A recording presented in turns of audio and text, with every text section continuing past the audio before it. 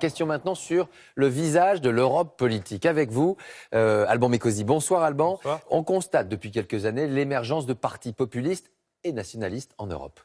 Oui, ils sont puissants, de plus en plus puissants. Le point de départ, c'est la crise de 2007-2008. Alors, on a représenté en orange les pays où l'extrême droite a finalement peu progressé. Moins de 10% aux élections nationales.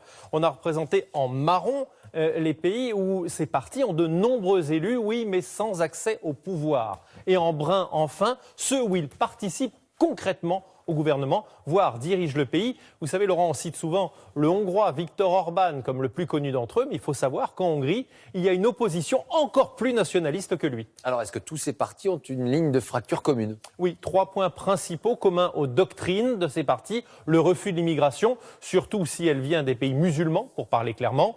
Une violente opposition aux institutions européennes, clairement désignées comme l'ennemi des peuples dans les différents discours. Et un certain conservatisme moral. Le cas le plus spectaculaire, c'est la Pologne, avec le débat sur la remise en cause de l'avortement qui bat son plein. Alban, ils ont également des divergences. Oui, sortir ou pas de la zone euro, faut le faire, disent les Français. Ce serait absurde, répondent leurs collègues allemands. Et puis une certaine fascination pour Vladimir Poutine, à l'exception notable des Scandinaves et des Polonais. Merci beaucoup, Alban.